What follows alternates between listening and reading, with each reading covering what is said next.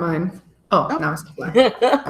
Welcome to Messy Mondays. Yeah, let's give people, for those of you tuning in on the live YouTube, give you guys a second or two to notice that we're on. Yes. And that's what I've learned, that people take time to actually see that Log you're on. on. Yeah.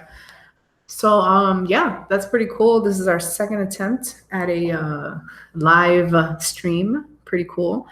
Diana's in Miami, which is me, also known as ShoMi, and Marley's in Seattle. And I usually talk about the weather. So just for today, heads up, the weather is Seattle weather, the usual. So rain. Pure rain. Right.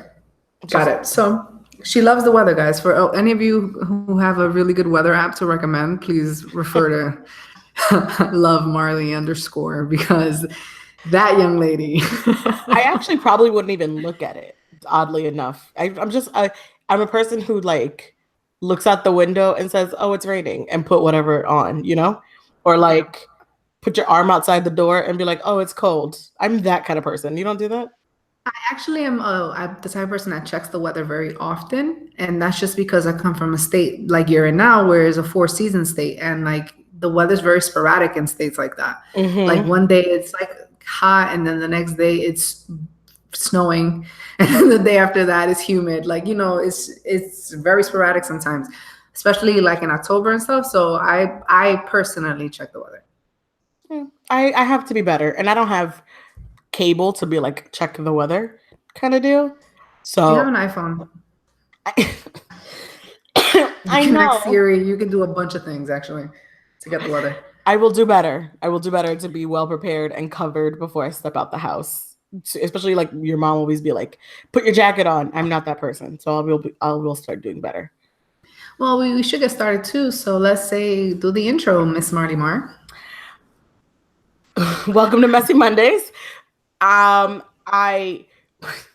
I'm trying to get used No, to it no, here. now let's take one, take two. Welcome to Messy Mondays. I'm your girl Marley Mar. You're here with ShoMi. This is the Monday episode where we always talk about the messiest shit that's happening. Make sure to follow us on Instagram at Messy Mondays Podcast. Also on Twitter, on YouTube. Make sure to subscribe, tell your friends, follow us, ask us questions while we're here. And that'll also be fun. And we want to give a major shout out to all of our supporters and all those people who are new to this world of ours and are watching us kind of learn in this transition that we're in of doing more content created items and things in our world. Yes, and episode number 49 is on and popping.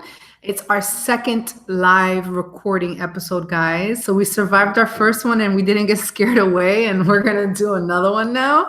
So that's good. Meaning, it seems like a lot of people said things that were positive. Like they enjoyed it. They actually said that the podcast was more entertaining watching us versus listening to us, which was, I didn't take it like negative feedback. I took it like positive feedback because that shows that maybe this might be a better formula. I think so too. And then going live is always nerve-wracking, as you can see us kind of in the mix of learning how to do it, but it's one of the things I think we're going to be great. I think it's going to continue. And I heard great compliments about it. So shout outs to everyone who watched, shout outs to everyone who texted me, emailed us, all that stuff, and said they were watching. So that was fun. Yeah, absolutely. And for those of you who haven't caught up on that episode, that's episode number 48, and it's called She is a Fan. You can listen to it on any of our podcast playing platforms as well as on the YouTube video. So right after you watch this one, just go back and watch the one from last week, which is episode number 48. And this is episode number 49, everybody. So we're almost at 50. We love hitting like nice milestones that be like, ooh, like we're really committed to making it happen. And that's the great part of the milestones of this, like keeping track of that. So that's absolutely. Awesome. Absolutely. And another thing you guys are going to notice that we're going to start becoming, like Marley mentioned, we're going to do a lot more emphasis on our content creation. So you're going to see a lot more activity on our social medias as well. So for those of you who are just tuning into the live cast, go to Messy Mondays Podcast on Instagram. Make sure to follow that. And also on Twitter, that's the same handle. Now you can follow myself at ShoMi_ENT, and you can follow Marley at LoveMarley_. We are on Instagram and on Twitter. And if you guys ever want to be a part of the show, or if you want to participate by submitting an anonymous story, please, you can reach out to any of those 3 Instagram handles and we'll be able to assist and keep your information discreet. So I wanted to share my experience this last week. I went to the Beyonce and Jay-Z concert on the run. I saw that. I did. And this is my 8th time, I think, I want to say, seeing Jay-Z. And I've seen him in several capacities, whether he's just there once or a free concert back in the day when Obama was first running for his first term. I saw him for free. Full set. We all went there, actually. That was like every one of us. Yeah. And that's a never for, like, we literally skipped school. Yeah, I don't think anyone went to class that day because you had to register to vote in order to you had to register get your tickets. So everyone skipped school and you saw everyone from class. But it was really awesome that like it was something that we all got to like share as an experience as friends, because it's like because we saw everybody. Everyone. Everyone you can imagine was there. So that was fun. And so I've seen him in different capacities. I've seen Beyonce maybe about 3-4 times. I want to say this is the 4th maybe. And she was amazing. So the show, I went by myself because a lot of my friends purchased their tickets prior, like when the ticket sales went out and things like that. And I just bought mine the night before because I was like, you know what, I'm going. And what, the night before, like a StubHub type of thing, or no, there was still tickets on sale. There was plenty of tickets still available. Nosebleeds, like in the 300s and up, there were only like $45-$50, and after taxes, they come out to like $65-$70. No way. You're not hurting your pockets for the nosebleed part. How was the experience being that high up? Actually, I lied. No, the tickets are probably around like $50-$60, and then after taxes, you're paying like about $80. So it's not that bad. It's actually, I had fantastic seats. I am not mad at my seats because I could see everything, and I was on a lower 300. So I was like right at the first starts of those like 320, 310 kind of area. And plus, they're really good with their projectors. The projectors are ginormous. Like no matter where you sit, you're only going to be watching the projector. I had friends who were on the floor or in the hundreds and things, and they were just like, I was watching the projector the whole time. I was not paying, like physically watching them was a little bit more difficult because they're moving fast. The projector is what you're paying attention to. So my seats were amazing. And I'm a person who I can really get really nerdy and really geeky about some music related things and production related things. So my whole time, I was like, I might have looked crazy to people because I was sitting down and I was focused.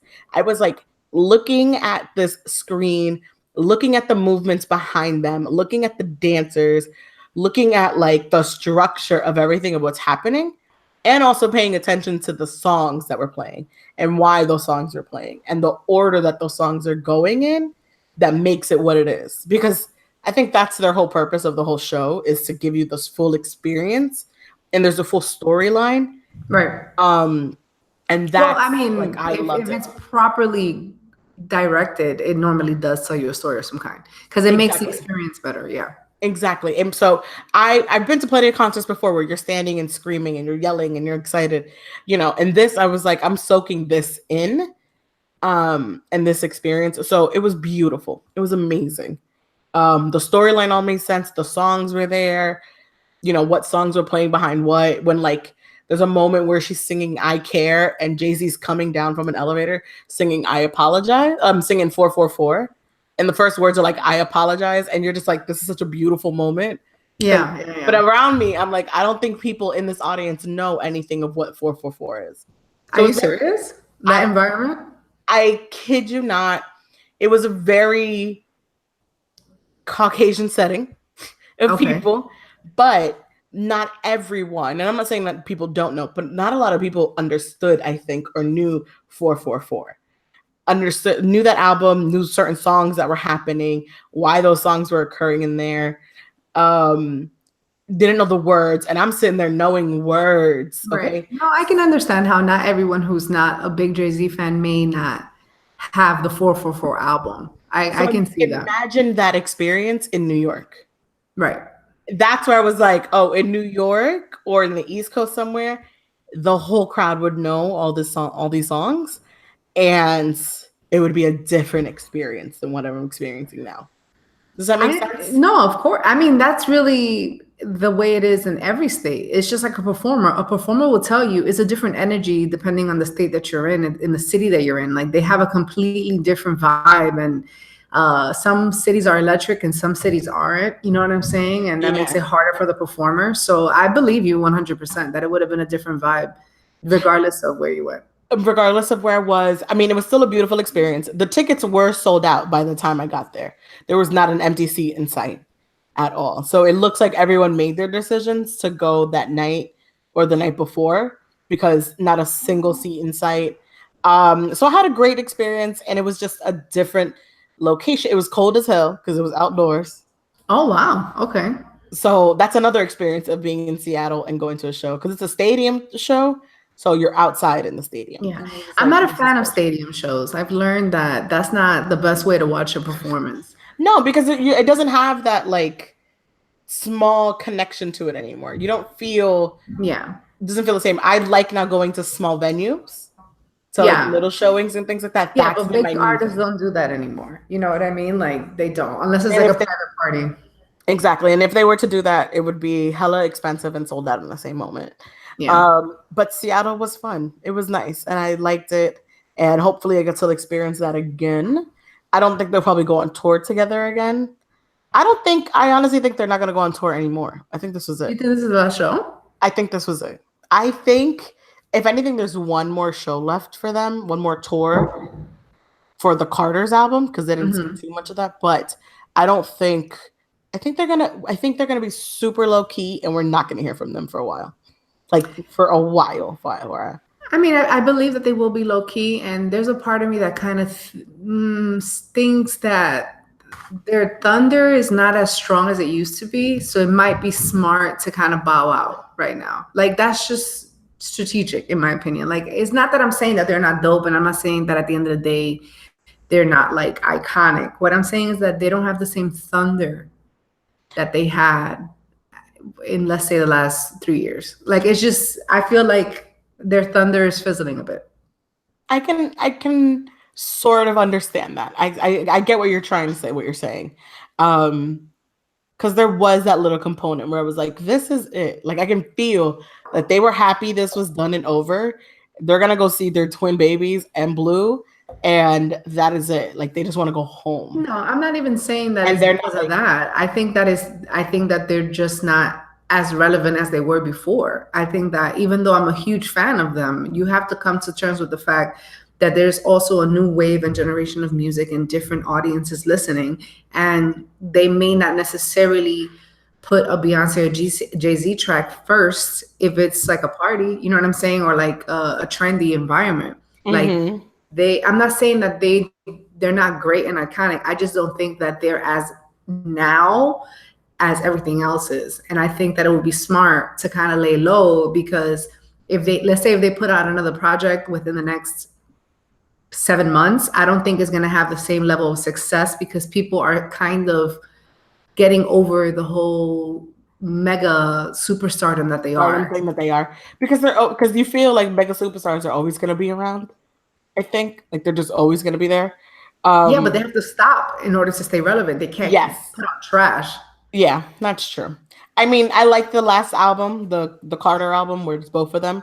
So I think that was them trying to be keeping up, if that makes sense, with everybody, and keeping, yeah, but I'm not sure if that necessarily kept up 100%. In your opinion, you think it did? I think they kept up. If you listen to that, it has still that she's rapping first. She's always rapped in a bunch of songs, but it still has that mumble rap to it. It still has the adult content to it to keep up with us, right? Because their fan base has grown out of what they used to be. They're in their 40s and they're trying to keep right. They have a more adult audience as well. They're adult contemporary, as some would say. Like it's a true adult contemporary audience that they have and who they are. I do think the album was good.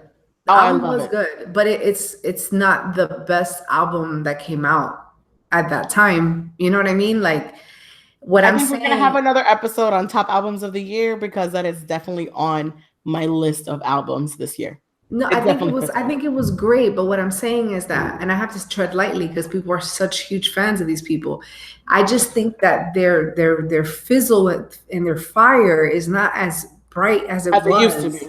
That's all. So it's like, it takes a little longer for their music to catch on.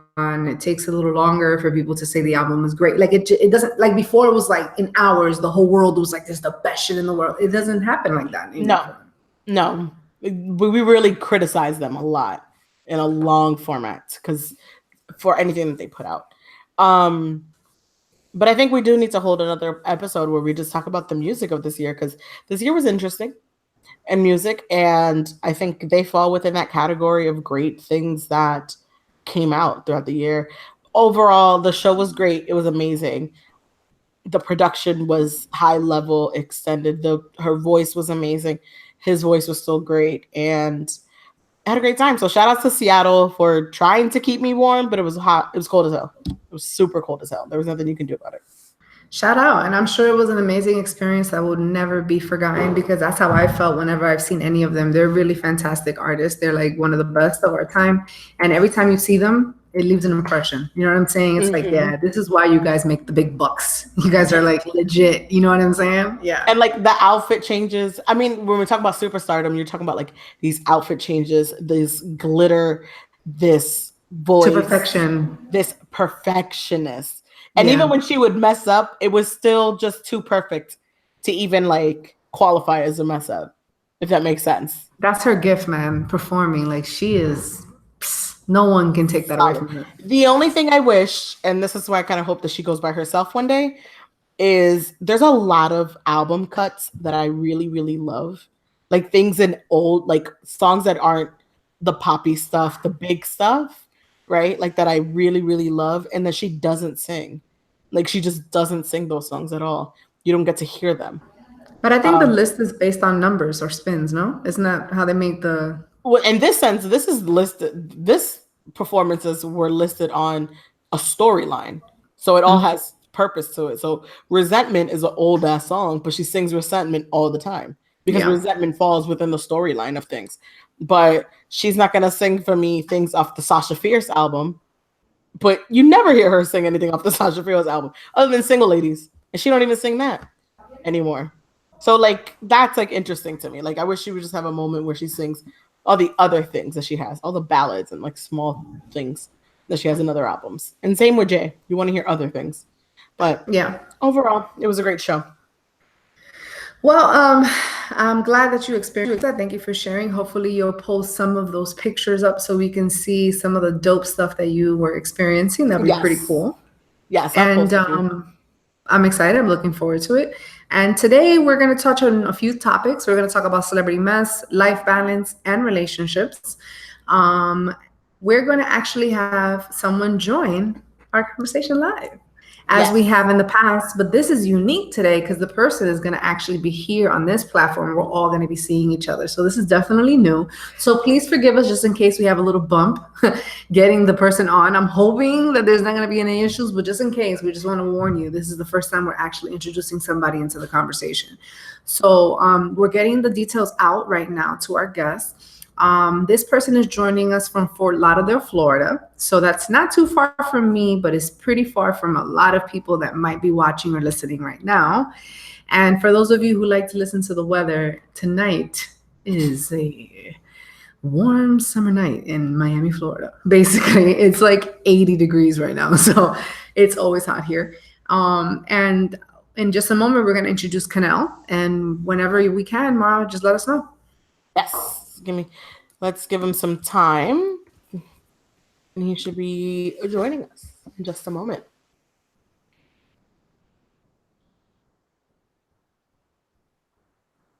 Is there like a noise or something?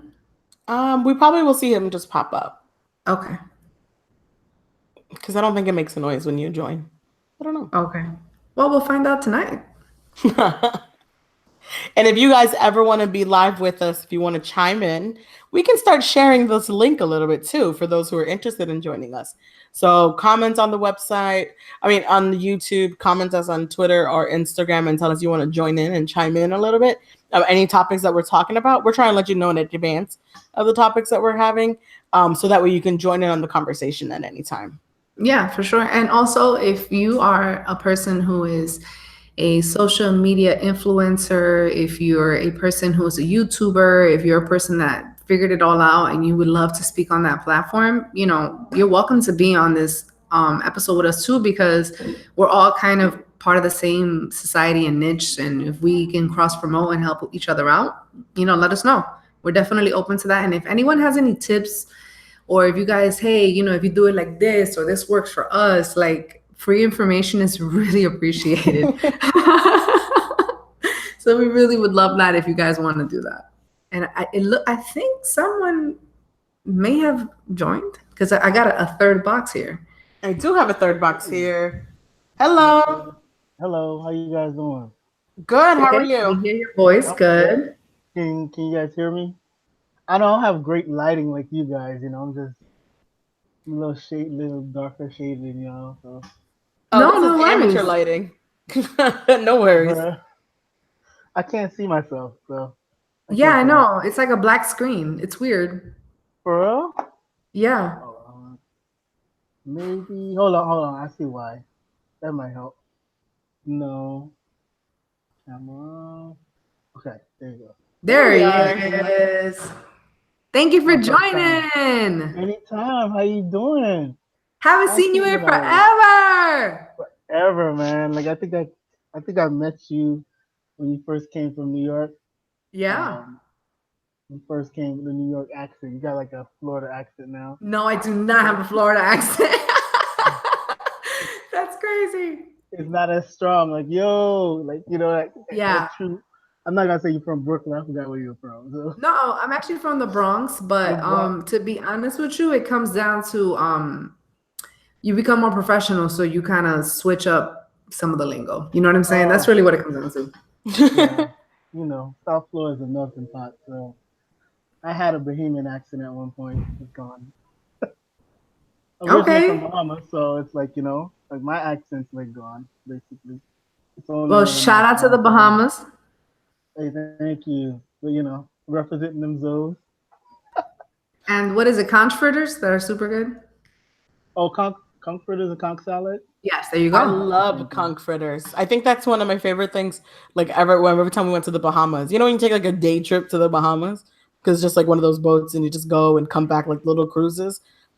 Conch fritters was all I wanted every time I went there, especially when you go to the Keys too. Oh yeah, like I actually had one of my cousins brought me a box, and like I just been making conch fritters and conch salad. I'm kind of tired of it right now.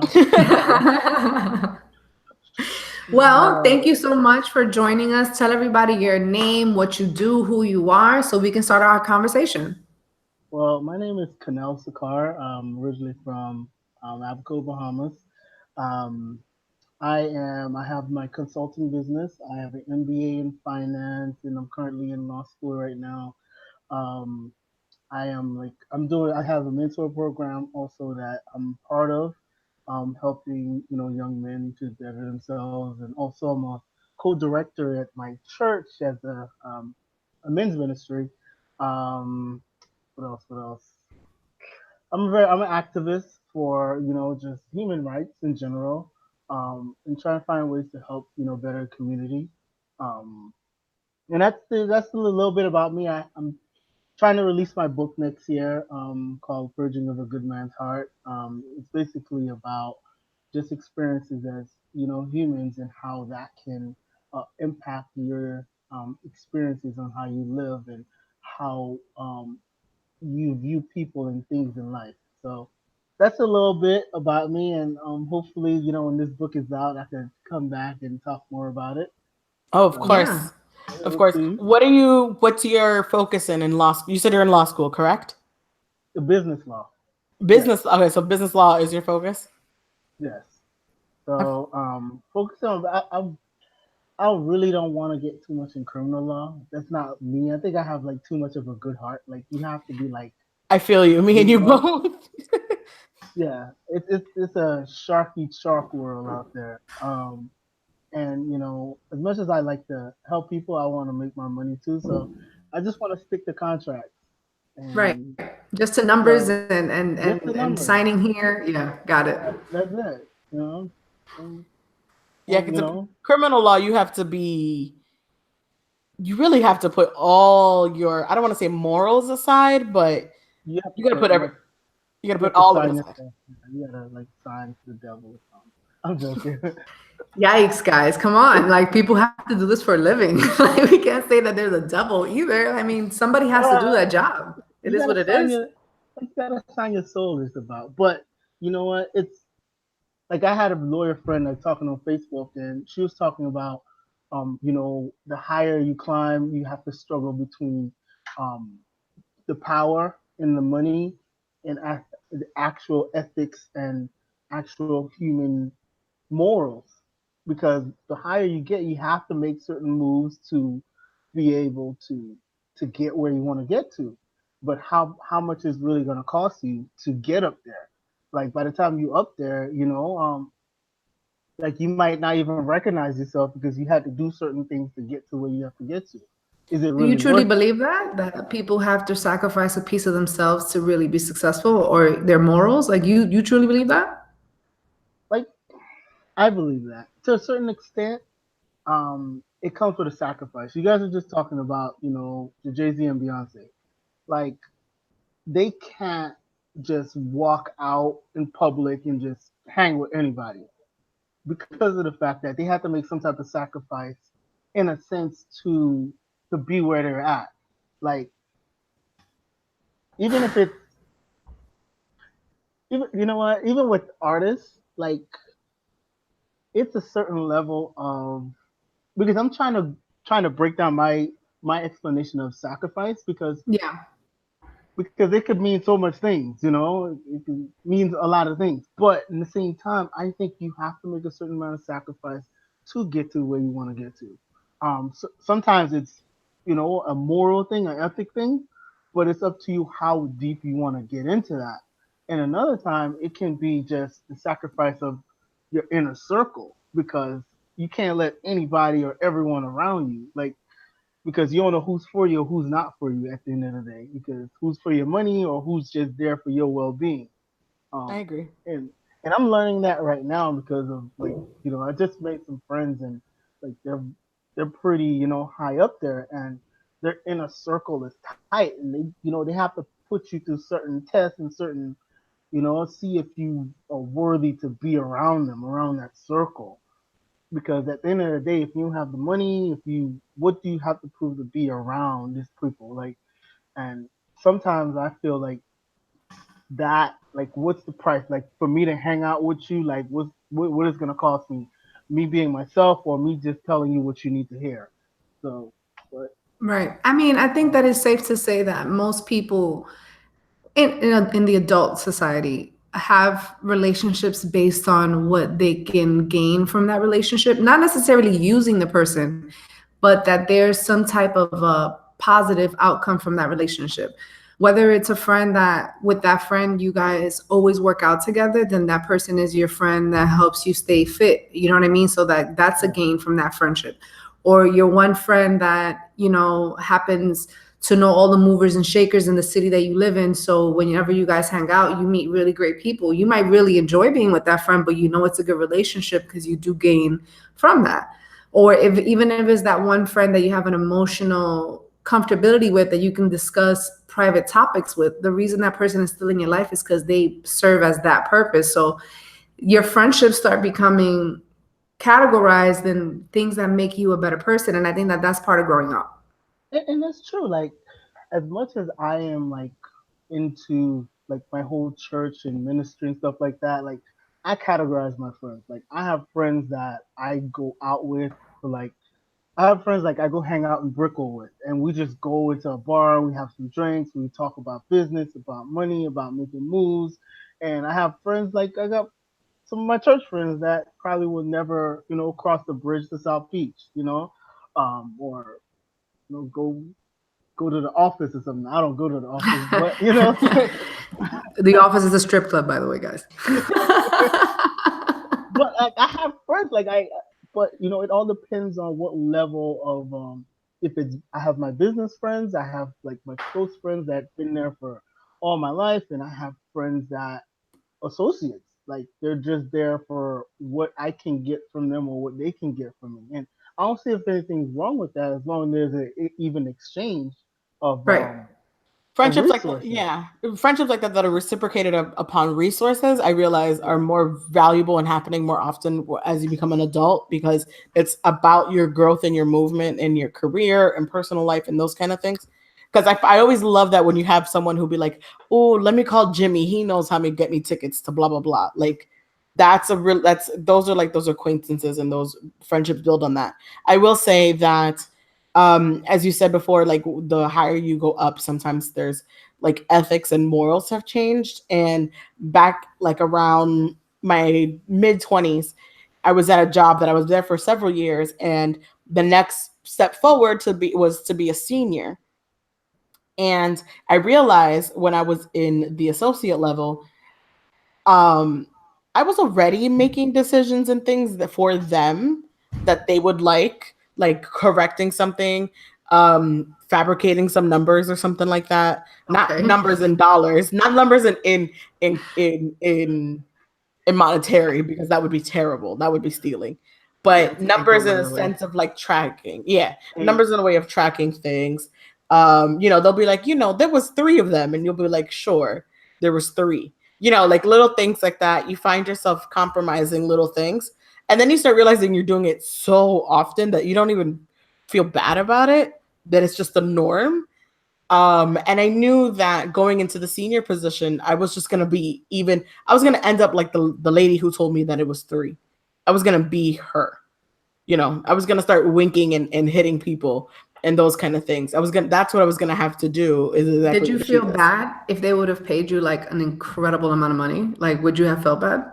I think I would have been more annoyed, because it's like for me, like I was already getting annoyed. I knew that if I was to continue moving forward, because you have to meet all the quota and all the information, all that stuff, I was just gonna be stressed that I'd have to fabricate it in order to make it happen. That it's not gonna naturally happen. Yeah. Um, I walked away from that, and knowing that that's not where I wanted to be anymore, and knowing that's the culture I didn't want to be a part of, because I wanted to work harder to make it happen, as opposed to fabricating it and lying to myself of something that didn't exist and that didn't occur. the thing is, the higher you climb, even in corporate America, I'm finding out that I have to use my words wisely. I'm finding out that it's about the numbers. It's Oh about yeah. like they The want the bottom numbers. line. Like right now, like I'm not gonna tell you the exact higher institution I work for, but like I'm a supervisor over like scholarships that I manage over 90 million dollars, and it's like based on that, like everyone cares about those numbers, and if something goes wrong, they want to know where those numbers coming from. And it's like people talk about numbers, numbers, numbers, numbers, numbers. And and I think that's how some companies like people like steal like from 0.0001 and you never notice and someone end up Mm-hmm. getting like $1 billion in their account and stuff like that because Wow. yeah, Jeez. That like sounds really, really, really illegal. yeah, and that's how they end up getting a lot of times they end up getting caught because of the fact that once once those transactions starts happening, you won't see it because of the fact that it's small digits. However, in the currency world, because right now I'm studying cybersecurity, um, that's the biggest thing right now. Companies are investing in security, online security, because Yeah. like just like we could be talking right now, like I could just be going on your computer and just like getting all your information and build a whole profile just like yours. And just No, like you're right. it's so crazy how even Facebook didn't even mention how I think it was like 5 million people. Like they basically like someone hacked into Facebook's server and like took 5 million people information. Imagine how much information that's within that. Like they can create different profiles and actually get money from people because you got to keep in mind that Facebook has this. Was it? It's not Apple Pay, but Facebook Pay now. So Mm-hmm. it's basically connected to people money too. So that's a big old thing that's happening right now where they're trying to back up their security. So money numbers like the higher like I'm noticing it now because I'm like basically like two levels from the president of school, so it's like okay, you know what, so if someone tell me, hey Kenel, we want to, like the other day so they're asking me $300,000, like where is it? I'm like it's not in my bank, but I better find out what happened to three hundred Yeah, I think thousand you dollars definitely need to find out what happened with $300,000. so No company is going to so ignore that. So no matter how much money I'm managing, I better find out where this $300,000 at. It's there, but where is that at the end of the day? And a lot of times people fabricate, hey, it's right there, but you can play with the numbers but for so long. Yeah. Um, and like ethics and morals is so important as you grow, and like that's how a lot of these people getting like screwed up because eventually they'll catch up to you. You Right. know, And I eventually. mean, I'm trying to catch up with you right now, Canal, because it seems like you have a lot of different things going on. Right now, I you just do. mentioned cybersecurity, law school, all kinds of hanging out in Brickell. You know what I mean? Like you're doing a whole lot of going on. So we want to make sure that we touch on everything. So I want to make sure to bring up Sicar Inc. It seems like you have a business, right? That you I do do. branding packages, public relations, graphic design, web design, marketing products. That sounds like you can help a small business. Tell us about that. Yeah, so basically, the 5 years ago, I started like I was basically working for like friends. I was doing like small freelance work for friends, and like one of my friends came up to me and was like, "Hey, Canal, like why don't you just start a business, just doing things that you like?" Because originally I was an architect major in graphic design, Wow, you do and a lot. yeah, From so I'm yeah I have like yeah I got a couple degrees, a couple loans too. So I'm trying to find ways to pay those things off. So with that, like with the Sicar Inc., I basically created a company of different things that I'm good at, in different arenas that I find myself as an expert in, and where I want to help, like small businesses to look and feel like a 500 Fortune company. So from there, like I started helping different small businesses, and like I really don't like advertise mine as much because it keeps me busy enough through word of mouth. And I feel that you need to have something not even on the side, but you need to have multiple streams of income to really make it out here, especially in South Florida. Like I was telling you, like South Florida, it's like it's there's opportunity, but in the same time, there's like a shift that's going on between these baby boomers and the millenniums of trying to adjust into positions. But I feel like if I left South Florida, I'd probably be straight. I'd probably be like living I don't think comfortable. no, I think even here in Seattle, I think it's major cities that you live in that where you have to have multiple streams of income in order to feel like you're keeping up or feel like you're doing something or feel like you're part of something. I think that's a norm in major cities, especially for people like around our age, because Yeah. people like you are doing so have so much happening, so much things that I myself am like, well, I don't know how to architect or design like that, like adding that on top of all the other layers. So I think for some reason, all of us are like a jack of all trades. I think if that's the right word, because I Yeah, but masters of none, right? exactly, and then that yeah. becomes a little bit, I think, irritating for someone my age, where I'm like, I want to master one thing, but I Right. also want to know it all, and I want to But be I think aware of it all. it's the thing with millennials though. Like I think we're all around the same age group. So Yeah. I'm not gonna ask you guys your age. So it's more of like with this whole like 9/11 thing happening with the recession, and like jobs weren't the same anymore. So what we had to do, we had to learn different things to move based on where we're at. Like, South Florida and Seattle, like based on the career path, they probably most likely not the same based on concentration wise. Like down here is more like medical. Like if you want to get into like there's all these nurses nowadays, There's a and it's lot like of nurses down here. I'm That's like, true.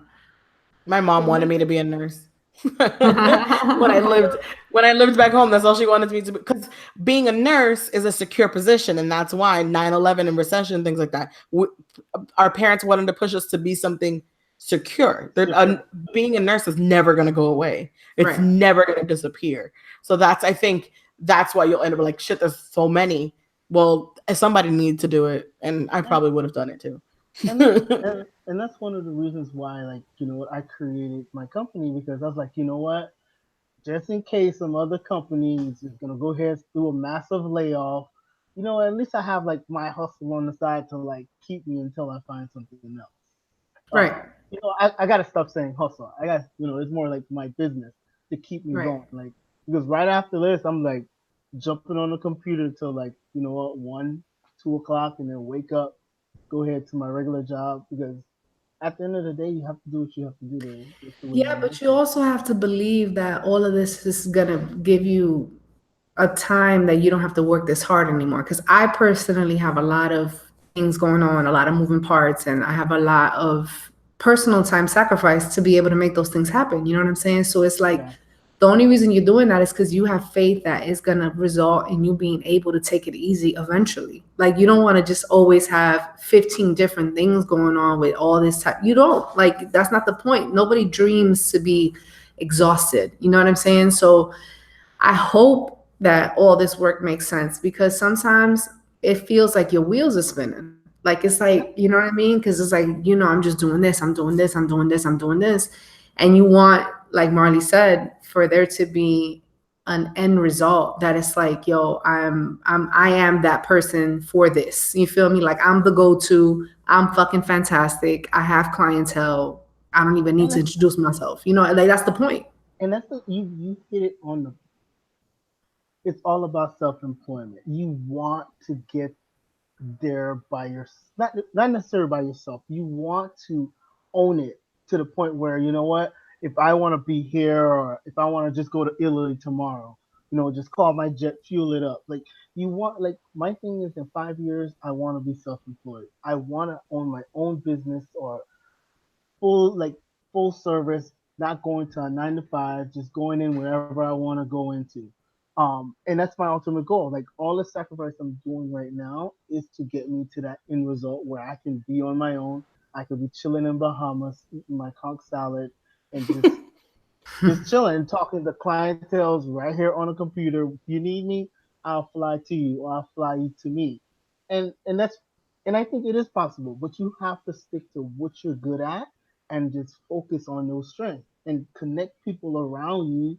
And that's why, like, I have different friends in different places, because it's just a phone call away, and when you network and you make yourself rounded, and especially, you know what, I'm not trying to get political, but if you put the right people around you, it'll make you look good. Just like, well, I wouldn't say Trump, but he put people around him and around him enough to where you could tell his weaknesses, but it's not gonna like destroy the country per se.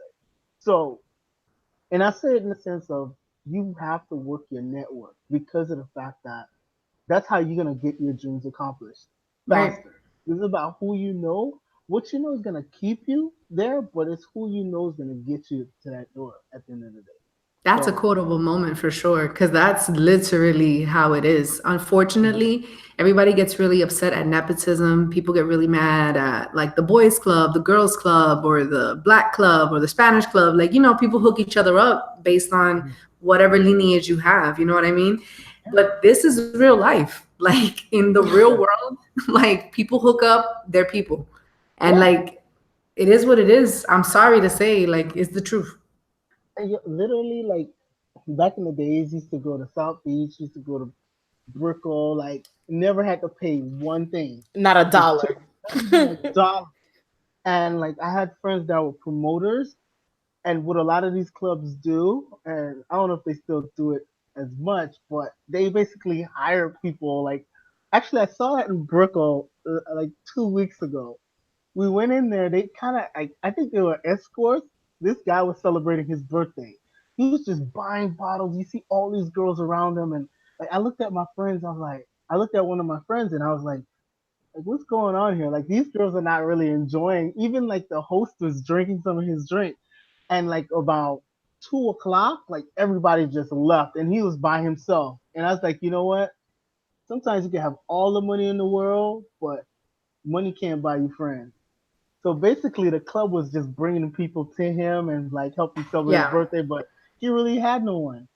And Damn, it's that's like sad. that was Very sad. sad. It's a very sad ending to the story. But I wasn't trying to go there, but I was trying to go about like who you know wise. Like Yeah. basically, you don't have to pay for anything, but in the same time, I kind of like sidetracked like the real moral of that Well, you story. know what? You know what is interesting? You just hit the nail on the head. The one thing that's a fact out here is that everybody's a fucking poser. Like you don't really know who's really like everybody's acting and everyone's like fronting and acting like they got money.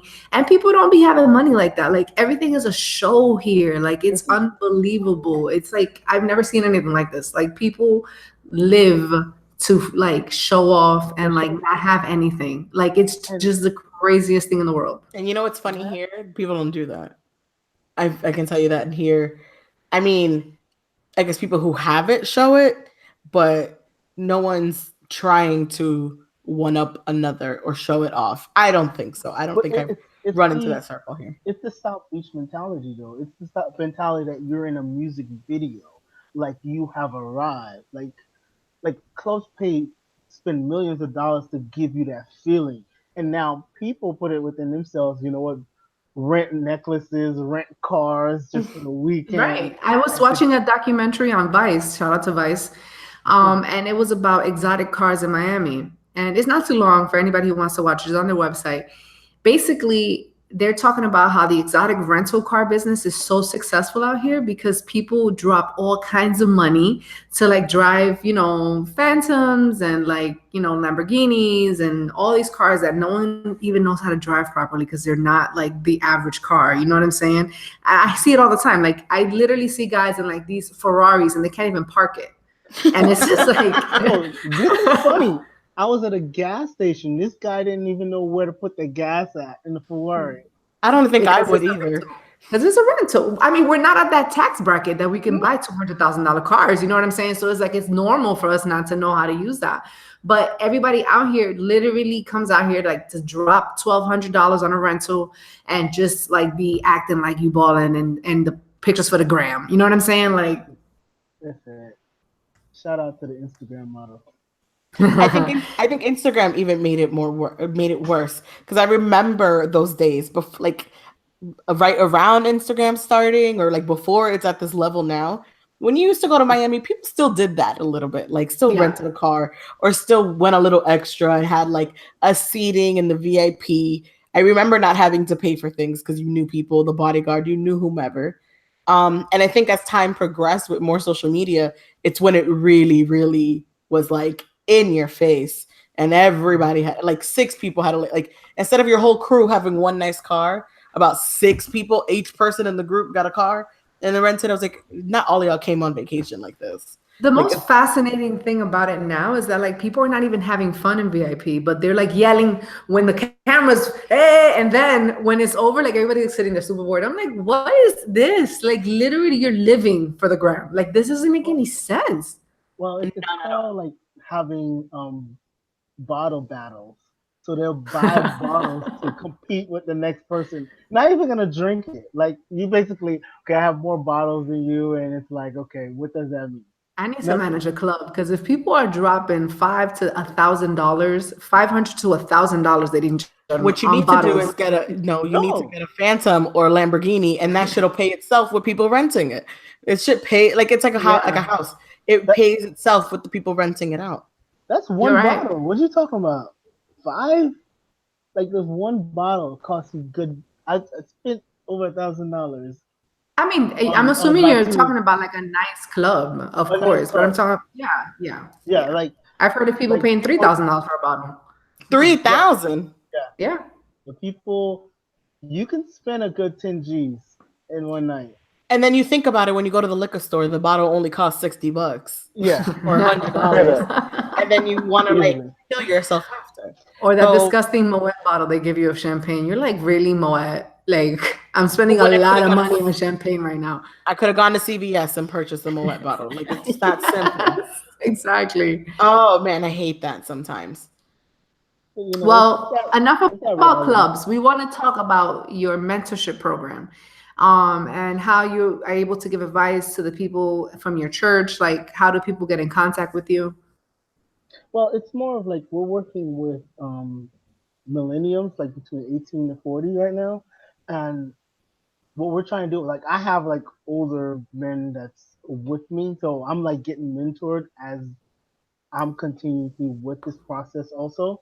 Um, so what we're doing is we're trying to, we're working with young men to help them develop themselves. Even if it's spiritually, financially, emotionally, try to find those different weaknesses and try to bring them into strength. So, well, we're working on the curriculum right now for these young men between like 4 to 6 months, and within that, it should show some type of progress.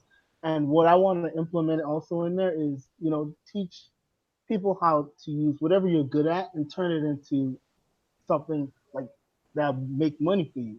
At the end of the day, I feel like, like I say, your gift's gonna make room for you. Like whatever you're good at, you should be able to make some type of money out of it.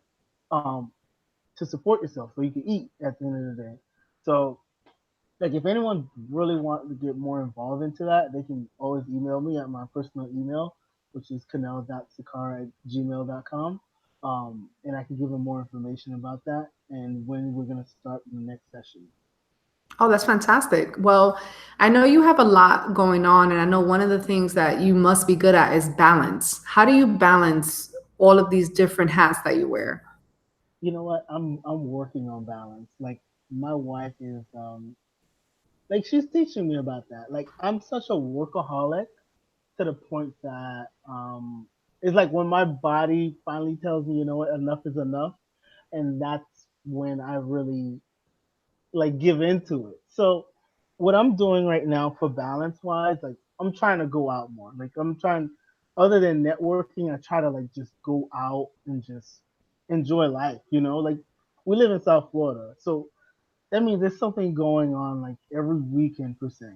And part of balancing, I feel, is other than family, you have to get self care. Like I truly believe in self care because if you don't like take care of yourself first, like you're gonna like be bitter to everybody else.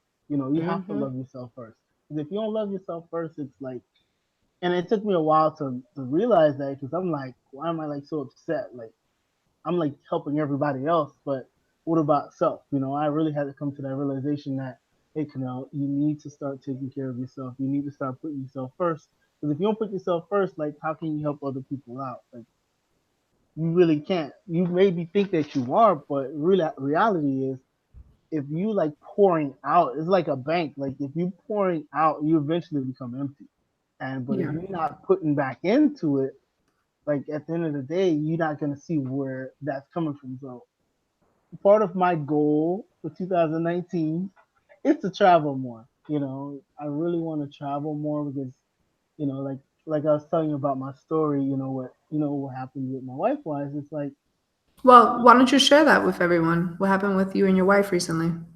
okay, so basically she had low iron, so she went in there like on a Monday and she had a blood transfusion and come find out that she had to run more tests, and then she ended up having a fever, and from there, like they found out something with her gallbladder, and she had to get that removed. So within a week, like all these things happening, and I'm like, what's going on here? Because it feels like these people at the hospital like looking for something, like constantly finding something. So from Monday to all the way Saturday, she ended up having surgery, and that really was like a life lesson for me. Like, what?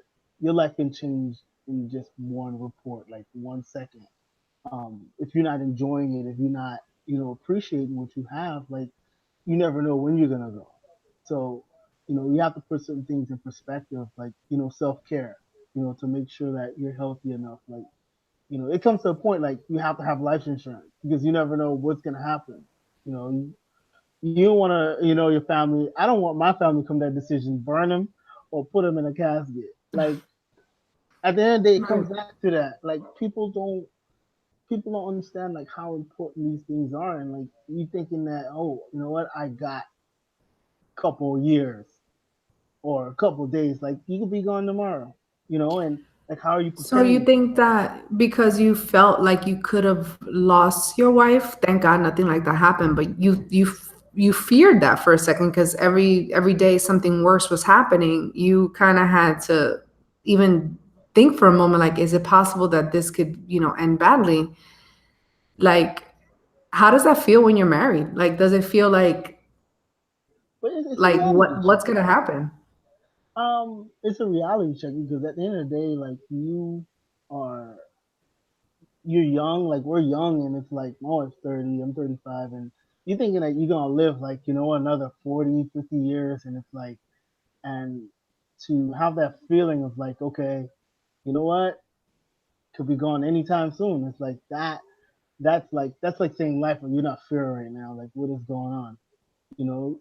And really, what it taught me is like, you know what, you have to be prepared every day. Not that you're preparing for death per se, but it's like you have to prepare yourself to like, just like I said, that song, living my best life now. Like you know what, and it's like you have to live for now. You can't really live for tomorrow because you don't know what's gonna happen. I think like when they say for better or for worse, like a lot of people don't take that. A lot of people take that for granted. They don't really think about it as what, I'm gonna live the best part of all of this marriage and not think about the worst part that's gonna happen.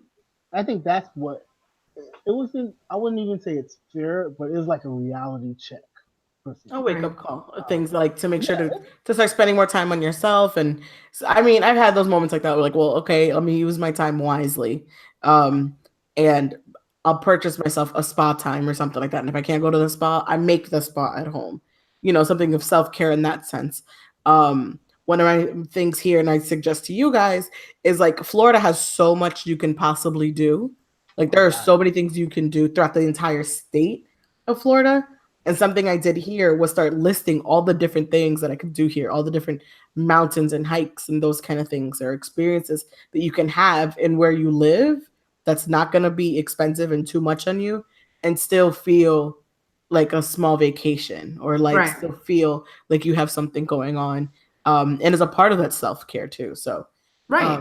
that's definitely a way to approach it too, especially if you guys are like, you know, just trying to making sure to spend more time together, more time of your own and things like that. Make your own experiences. It doesn't have to be lavishly like we said about those people on South Beach ever. Right. And it's like, especially when you live in a place that everyone goes to visit, you know what I mean? Like people come from all over the world to come to the places where you live, and you're not taking advantage of the beautiful place that you live. And there's so many museums and tourist attractions and educating yourself with the history of where you live. Like I feel like people miss out on that. Even when I used to live in New York, people barely went to like 42nd Street, like unless they had to, because they Nobody were wants like, no way. nobody You wants know to what I go to mean? Times Square. No one wants to be in Times But then Square again, ever. the whole world comes there to see that. You know what I'm saying? So it's I like it just know. makes you kind of reflect and realize you have to appreciate Where America yeah. where you're from, because we go to other countries and we like do all kinds of educational stuff and we learn all kinds of stuff. But like here, you don't know anything. You don't even know your history of your own country. You're not even traveling. You know what I'm saying? So it's like it's just something I've always thought of. That's true. You have to, like I said, like I tell a lot of people that like my weekends is like a vacation. Like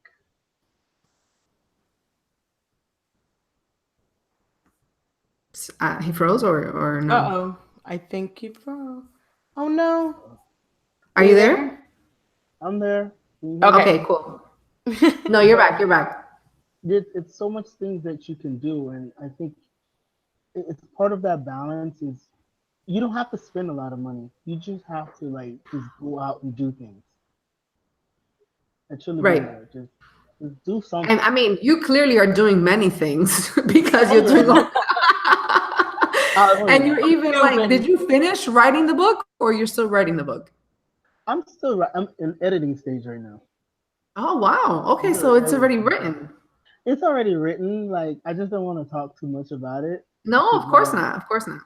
Well, can I I ask? have to. I don't know if you want to answer this question, but are you self-publishing or looking for a publisher?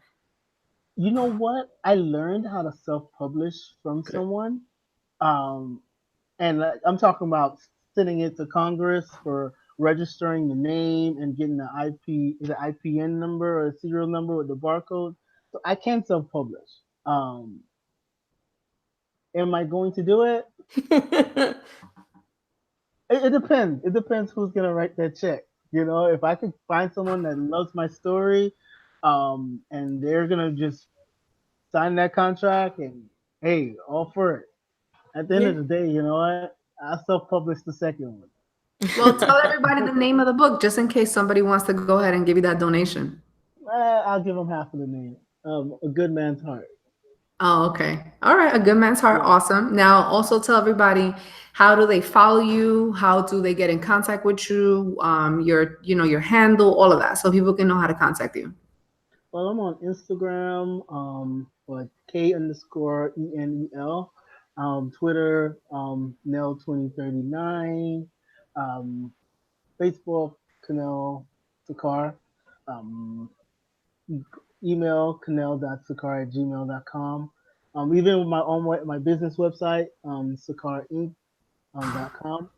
So www.sicarinc.com, just like Sicaro, but it's without the O.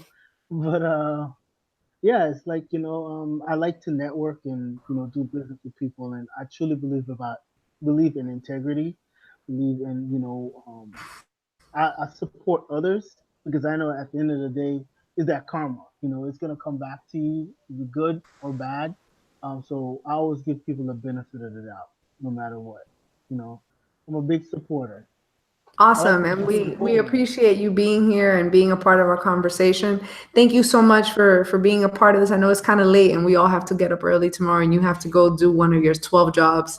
So Oh yeah, like I'm actually doing a website for someone right now. So Enjoy basically, that. it's like Those online. yeah, that's a lot of work. It's that's some online. work. Oh yeah, it is. But there's I wouldn't say shortcuts, but like once you do couple, it doesn't take that long. But a designer will tell you like, okay, it's gonna take you a month, but they'll just be chilling like half of the time. You get it done in Yeah. like 3 days. But thank you for joining us. I definitely am going to have all your information on the bottom of our YouTube as well as on our Instagram. We'll tag you in it, and everyone who's interested in learning more about the mentorship program, the upcoming book publishing, and any other of your adventures that you can help people with, and actually even just networking. We'll definitely have the contact information available for anyone who's interested. Thank you, ladies. I appreciate. This has been my first interview, and I have another. Actually, I have another one before the end of this month.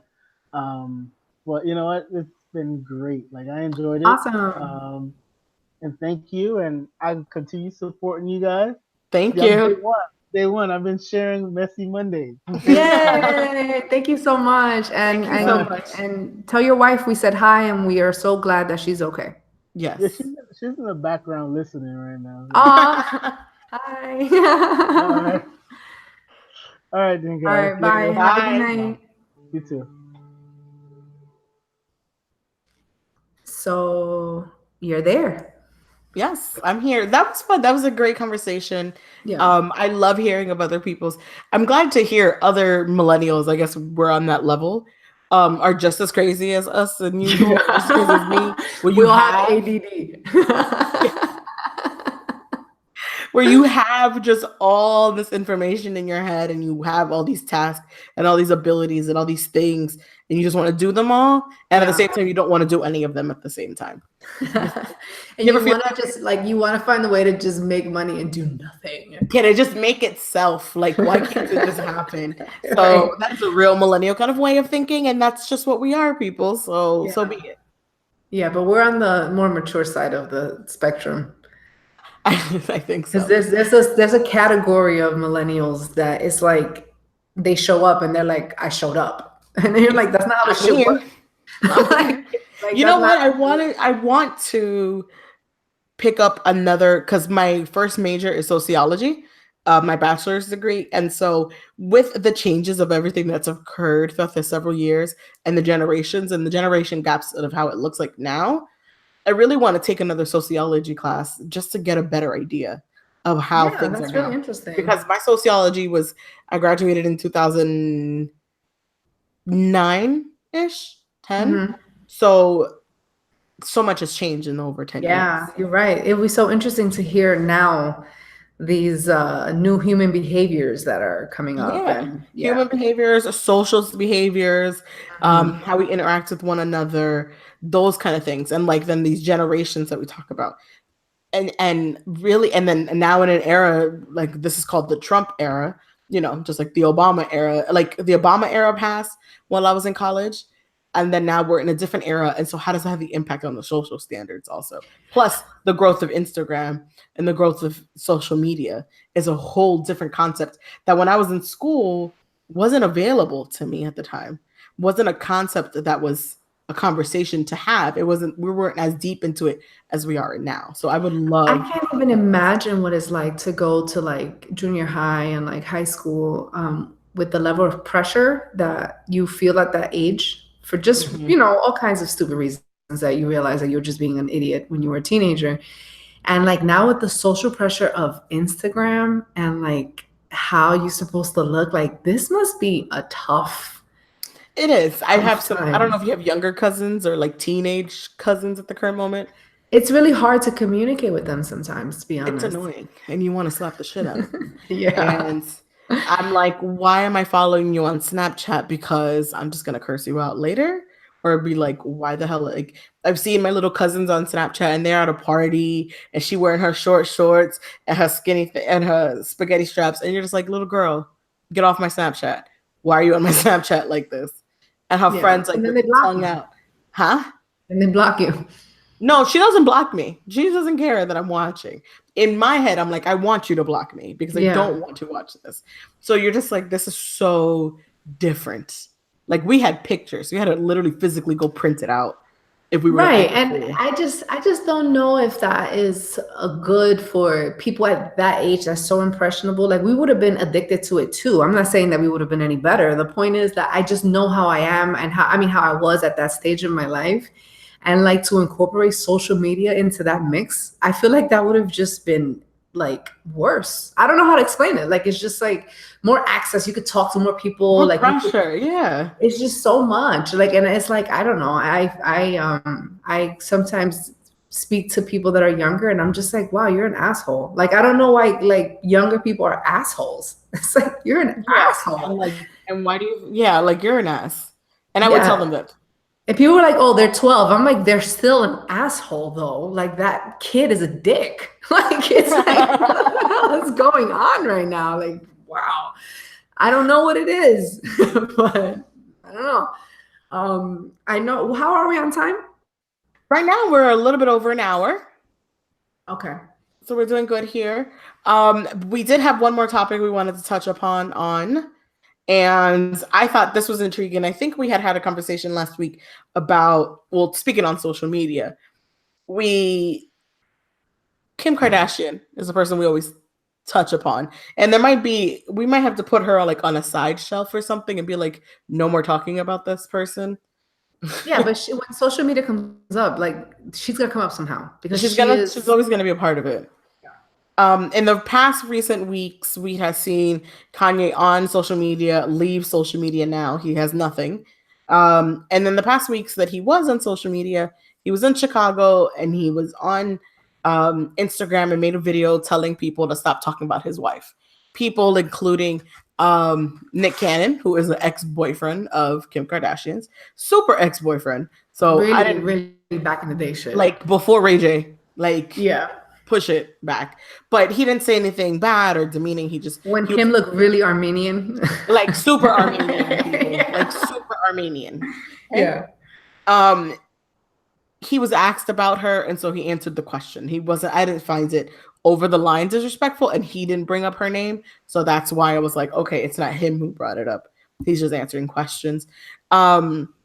So he kind of lashed out at him, and he also lashed out at Tyson Beckford. And if you guys don't remember, a couple weeks ago,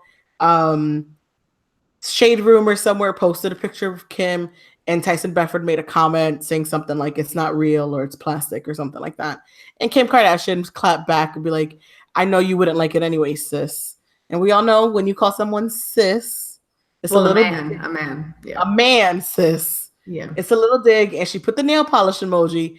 And we've all heard the rumors before in all of our lifetime, if you haven't heard about Tyson Beckford. Just want to say. But I have seen Tyson Beckford in person, and he is as chocolate and gorgeous as he looks like on. He actually looks better in person than he does on camera. I think so. Yeah, no, honestly, I've seen him too. I mean, out here, he's out here all the time. Miami things. Mm-hmm. So she clapped back with that, and I think Kanye also clapped back at him when he clapped back at Nick Cannon. Anyways, needless to say, in the past couple of days, Kim has posted a picture wearing a Chanel vintage bikini, and very small for her boobs and for her booty. But she's posted it, and she's given us the shots of just her face and her body, like very close up.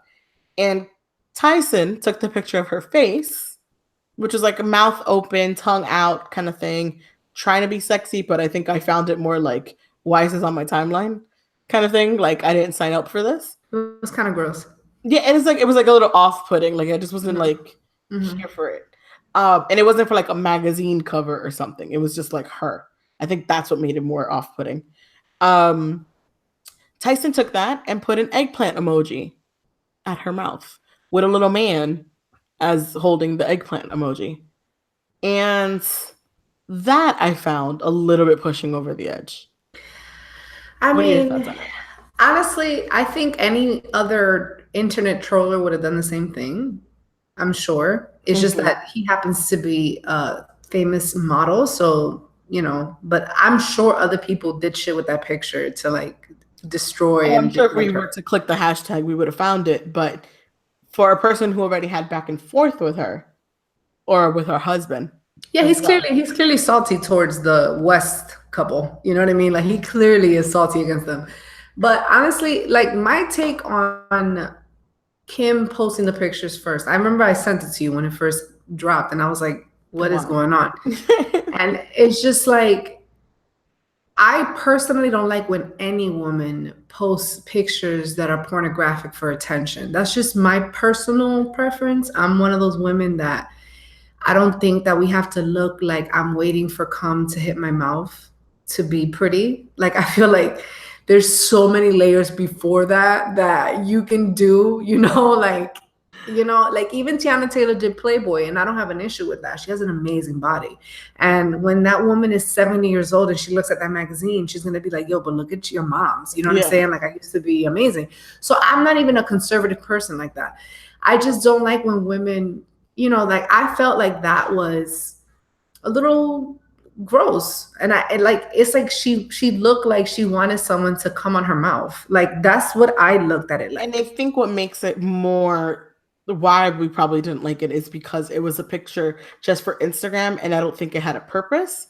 It wasn't for a magazine. The purpose was for her to look attractive and for people to want to have sex with her. But like when Tiana Taylor posing for Playboy, it's posing for Playboy. Right? Like it's to have a physical, it is a professionally done, it is a moment in time, it is a time capsule of itself.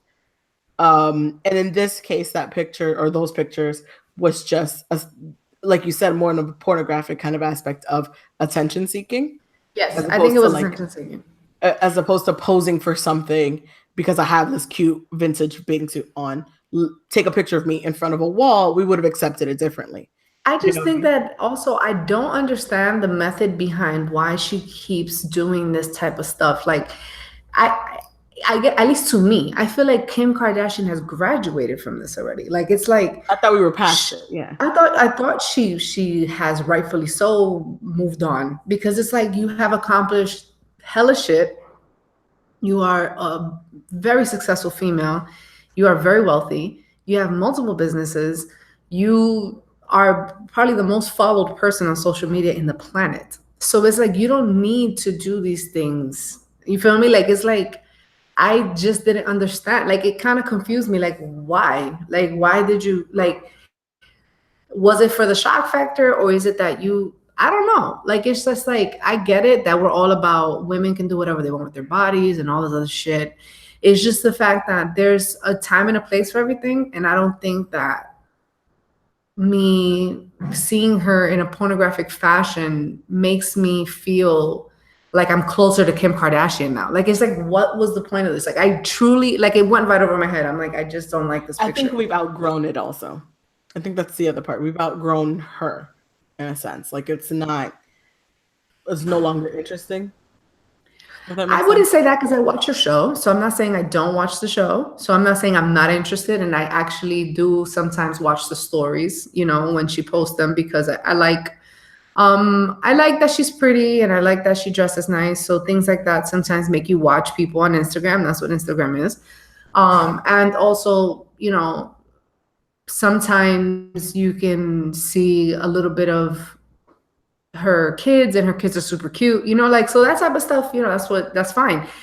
So I don't think that she's not necessarily not interesting anymore. I just think that she needs to, like, pick a lane. Like, it's just like, how are you a human rights activist that's like really making moves out here and also like a slut? Like, I don't know. Like, I get that this is now, but I don't know. I don't know. I don't even know how to categorize it anymore, because it's like, I'm so nervous to say certain things now because everybody's so, like, you know what I'm saying? I don't know. I think I started to like Kylie a little bit more because she's more in that mommy mode, like young mommy mode, and she has a direction which is all about her makeup. There's nothing else. It's her being a mom, her being with her friends, her being out, like, trying to hide out as much as possible, and as well as her focus on her makeup and what she's doing with her makeup and where her makeup is going and what's the new blah blah blah. Is that Kylie's real body? Because her body is fire. For a 21-year-old who just had a baby, I think so. She wasn't. I mean, imagine, yeah, if you're at a young age and you were working out prior, you're gonna snap back like this nothing happened. She has a really, really nice shape. Like, And if that's her, injections and things like that, and her lips. So I'm sure since she stopped her lip, I'm assuming she probably stopped everything else too, if there was anything more. But I think that's all her. That snapped back. She looks really good and gained weight at the same time. Like good weight, like around her from that. So that was just, wanted to get some thought on kind of that disrespecting the picture in a sense. I know that anyone else would have done it, but I think he did it for the attention and also did it because he's petty and mad. And she called you sis. So I get it. And we've all heard that rumor before. So I'm sure this may have triggered an argument within the West home. Because, I mean, I don't know. Obviously, Kanye lets her be and do whatever she wants. But I can understand as her husband how he would have an issue with her posting pictures like that. Like, I don't know. I would get it too. Yeah. So if there are any, that's the final topic of the evening. That is the final topic, because we got to end it with a little sprinkle of the bullshit. You know what I'm saying? A little messiness, a little bit sometimes. Thank you guys for joining. Oh, special thank you to everyone who listens. We want you to make sure to subscribe. There's a little button, I'm assuming somewhere down there on your red. Click on it, it'll turn gray and you're subscribed. Special thank you to our special guests today. All the information will be listed below. Make sure you're following us on everything: Instagram, our website, messymondayspodcast.com. A little update on what I have going on. I'm still freelancing. Feel free to hit me up in my DMs. You can slide in there on Twitter or on Instagram, and we can talk more details, and you can find a way to email me with more information. And ShoMi, what do you got going on? And I have a ton of things going on. But shout out to Crypto Mondays. I was there tonight. It was another successful night. Shout out to that. That's once a month, all crypto and blockchain enthusiasts. We get together and have educational panels. I'm part of the planning committee. And we executed another successful one. Shout out to Erica. You are the homie. Without you, I don't know how we would do it. Now, aside from that, this week in Miami is Blockchain Week, by the way. So whoever's out there, I'm supposed to be. Sorry. Aw. And You know why it was like that. I know. Blockchain Shift is coming up, guys. I know a lot of people are coming into town for that. I'll be there. So if anybody wants to connect, network, and talk, let me know. The gala on Wednesday, I'll be posting some pictures, guys. I think the place is going to be beautiful, the Temple House. And just because no one else is going to understand in that environment, that's where Kim and Kanye was at, because that's where the wedding was, where Pusha T got married, and they were all there. So I'm gonna be there, guys. So you're gonna be in the press. You're like absorbing it. Like Pharrell was in this room, and Lil Wayne was actually in a suit in this room, and you're just absorbing all that energy. Right. By the way, Kim cool. Kardashian showed up in that lime green dress at a wedding, and that's a no for me. But continue. Right.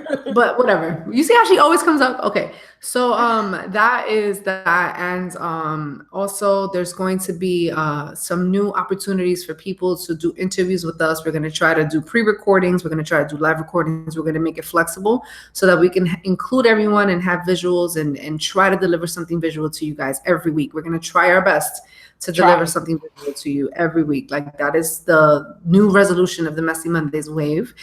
And for myself, you can always check me out at ShoMiPromotions.com if you want to hit me up, so that if you want to collaborate or do business, make sure to follow me at ShoMi_ENT. And shout out to everybody who supports us. And you see, for example, Kenel, I met him working. He was a coworker of mine, and he told me that he reposts our stuff sometimes. So I cannot be more grateful for everybody that does stuff like that. It's really cool. Shout outs to Kenel. Thank you guys for joining us. Don't forget Messy Mondays podcast at gmail.com, messymondayspodcast.com for more information and for photos from our anniversary event that look gorgeous. And don't forget to follow us on our Instagram, Twitter, and to subscribe on Apple and Spotify and anywhere else you can listen to these podcasts. And thank you for an amazing week. Have a good one, guys.